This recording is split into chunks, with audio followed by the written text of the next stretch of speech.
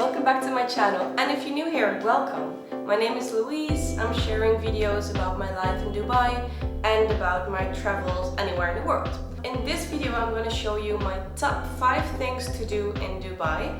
I've been living here now for a year and I collected my top 5 things basically. They are varying from low budget to higher budgets, and I'm gonna explain them one by one.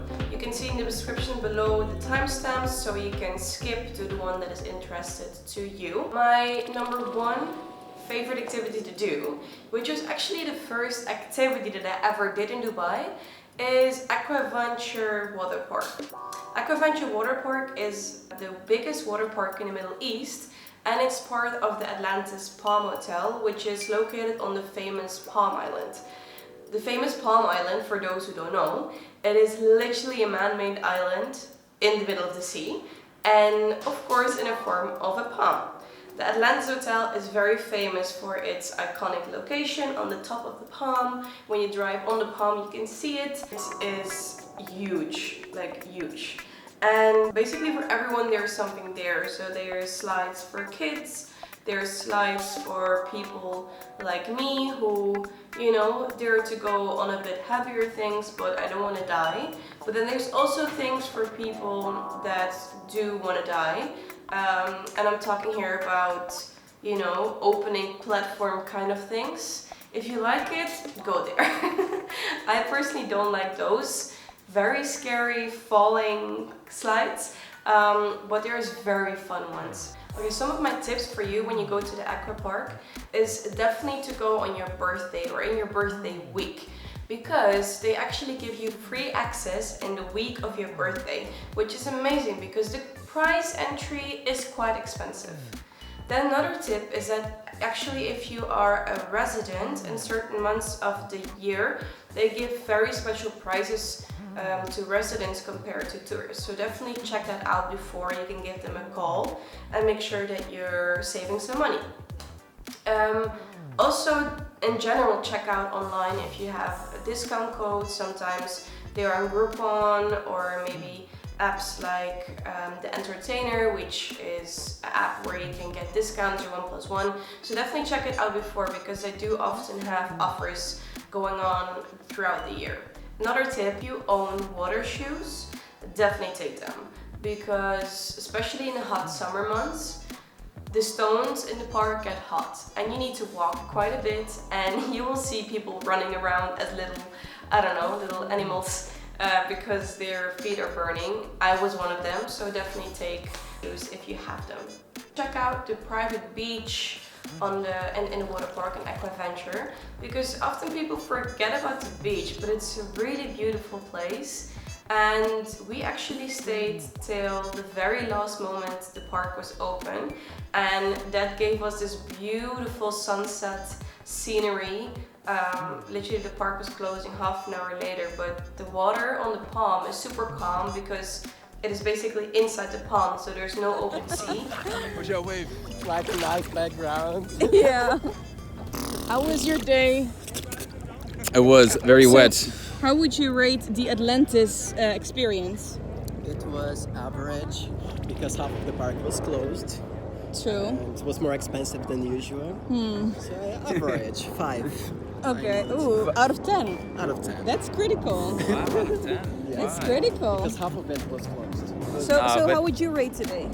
I would give it like an 8. Oh, that's good. Because even though the towers were, one tower was closed, the new one was awesome. That's good. And how much would you rate today? I think this 10. Wow. Yeah, We're ending this video with a 10, guys. Wow. Meanwhile, they're just taking I've pictures already here. what's happening They're here. just fishing. Last tip for the Aquaventure park is to go with a group. So there's lots of group slides where you can actually go with 4 to 6 people inside, depending on the weight of the group. And it's really fun if you can go with like your group of people together instead of random people. Because, you know, you can just be extra silly and screaming and it's just fun. So yeah. My second favorite thing to do in Dubai is horseback riding. It doesn't matter if you are an experienced rider or if you're very new, or like actually my fiance, he had never ridden a horse and he went with me. It really doesn't matter. For any level there is a horse, let's say. We have found one stable actually in Sharjah, which is another emirate next to Dubai, and it's really in the middle of the desert. The stable is called Mleiha, and I will put it in the description below. But the place is beautiful. The stable is very authentic. There's even an archaeological site close by, and there's a museum, so you can combine it as well if you want a bit of a historical background about the Emirates as well. And what we did the first time a sunset ride through the dunes, and it was absolutely beautiful. It was so mindful.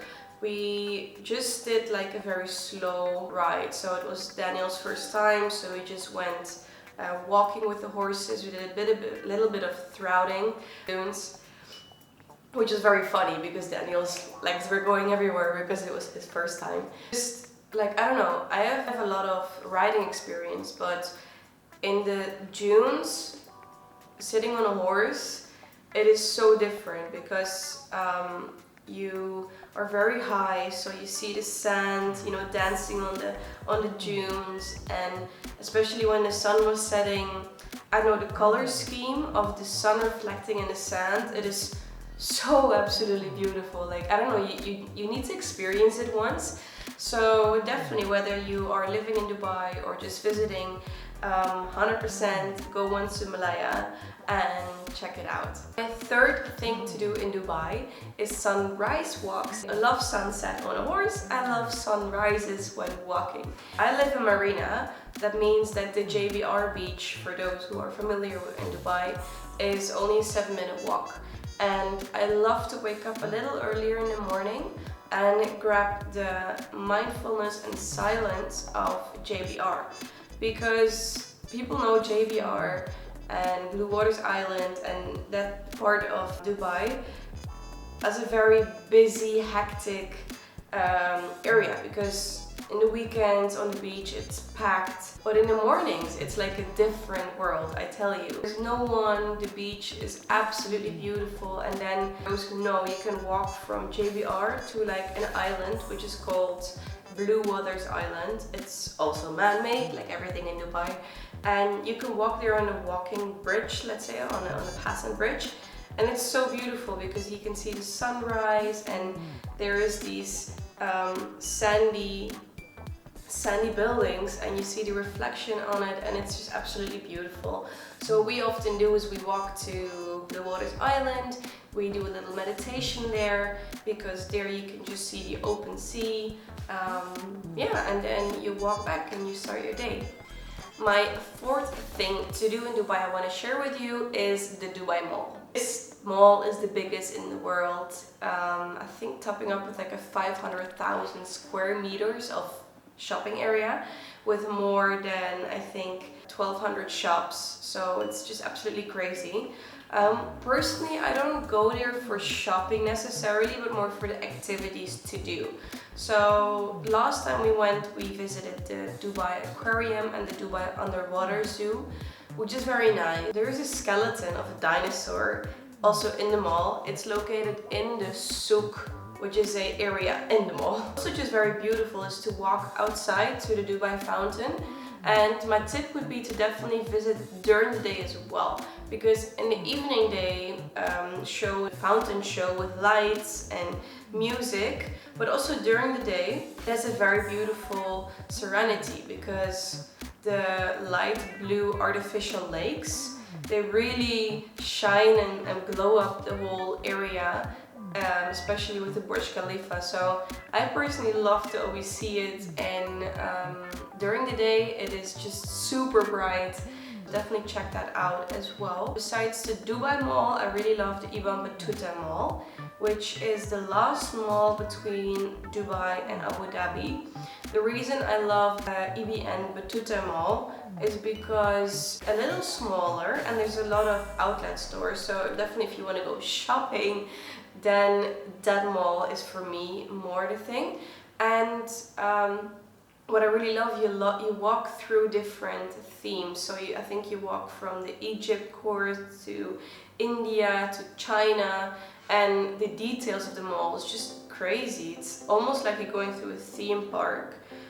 It's just a mall where you can just go in for free, you know. So in the hot summer months, that's definitely a nice place to go and just spend a little morning, have some brunch, walk around, some shopping, and yeah, spend the hot hours of the day there.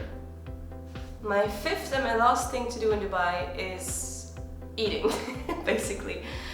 There's so many amazing restaurants, brunch places, cafes in Dubai, and I would love to share my top 5 places to go for, yeah, breakfast, brunch, lunch, dinners, anything basically with you.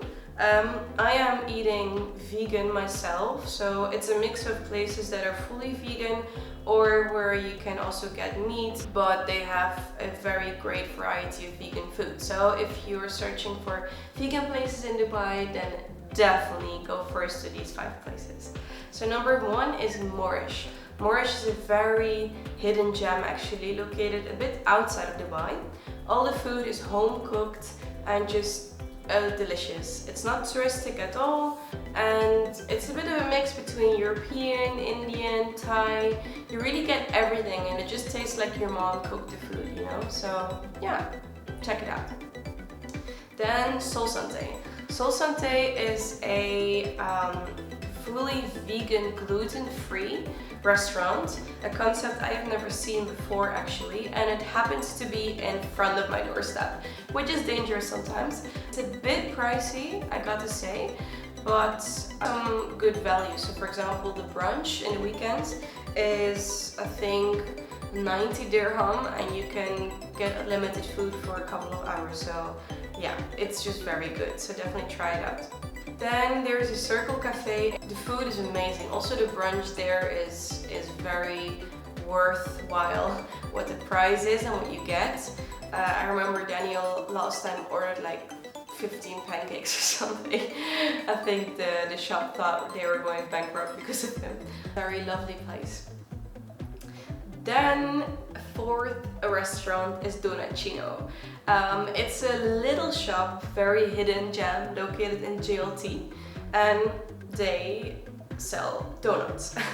But not just donuts, literally their cart is almost like endless. You can just go through filled donuts, top donuts, rolled donuts, add-on, everything donuts. And you can choose between baked donuts and fried donuts, which I personally love because, you know, donuts have often this healthy thing, but the baked donuts from them, they're not fatty at all. They taste amazing, so definitely check it out. You can also get birthday packages where they write happy birthday in donuts. So yeah, amazing. And then fifth restaurant, which I want to share, is SBS. It's saarangaa by something, I cannot pronounce the full name. It's an Indian chain. It's a restaurant where we normally go for dinner. It's very cheap, but amazing, like really amazing. You can eat so much and the food is just great. The people are really authentic. Locals are going there, like local Indian people. And yeah, it's nothing compared to any Indian restaurant I've ever experienced in Europe. So one of my favorites. Yeah, those were my 5 top things to do in Dubai, plus 5 restaurants actually, so it's a bit of a bonus. Let me know in the comments below what your 5 top things are in Dubai, or maybe I missed out on something. I'm very curious to hear, and hope to see you in my next video. Bye bye!